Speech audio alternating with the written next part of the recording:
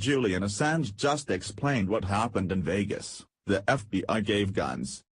In a pair of tweets that will leave you scratching your head and blinking at the screen, Julian Assange, the founder of WikiLeaks, let loose what he really thought about the FBI in the wake of the deadliest mass shooting in American history. His words came as a reply message to another Twitter user that posted about FBI methodologies. The content is alarming, and that's partly what is so fascinating about the statement's placement as a reply, which was assumedly meant to go largely unnoticed. Assange, who hasn't said anything else about the shooting orchestrated by Stephen Paddock, hasn't tweeted on the topic since and has returned to his regular rant about the Catalonia independence movement. Still, these few words will leave you wondering just how much we have left to learn. Here's what Assange had to say. Almost all terror plots are created by the FBI as part of its business model. What is the business of the FBI? Extracting tax. What does IT need to do that? A stable threat. Prob? Real terrorists are sporadic and make FBI look weak. Solution? Make them. Wow. The implications here are rather damning, particularly in the aftermath of the Mandalay Bay massacre.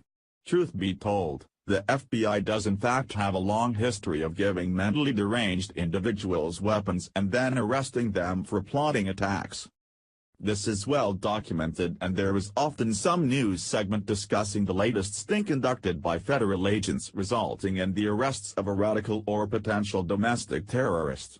In a number of cases, the FBI have facilitated the procurement of explosives even. The risks involved in these high-stakes setups must go without saying. If anything goes wrong, people die.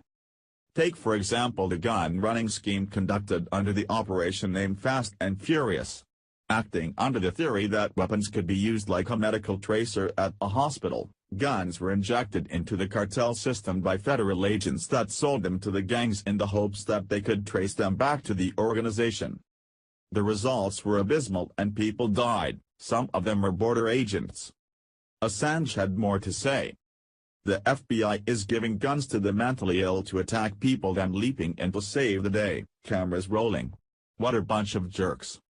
Linking to an article from Business Insider, Assange conveyed one of the darker tendencies of federal agents: encouragement. In many cases, agents will seek out people who have somehow demonstrated radical views, and then coax them into plotting an act of terrorism, often providing weapons and money. Before the suspects can carry out their plans, though, they're arrested.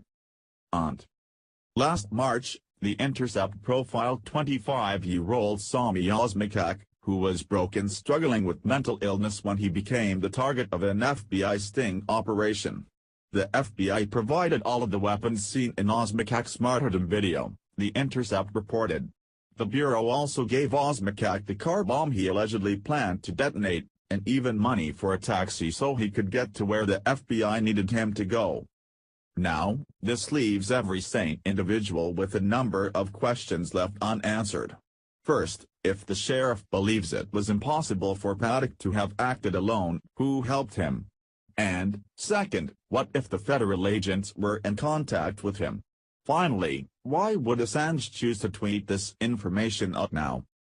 Aaron Rouse, the special agent in charge for the FBI's Vegas investigation, is likely the only one that knows the answers to the questions keeping many Americans up at night. He also doesn't seem inclined to reveal them anytime soon. During his recent statement before the press, he seemed quite annoyed at some of the questions being asked and very reluctant to field any at all. It was almost as if he was ashamed. But there's one troubling possibility: the FBI was involved or at least aware of Paddock prior to this incident. They could have egged him on, they could have failed to arrest him when they planned to, or they could have misread the immediacy of his intentions.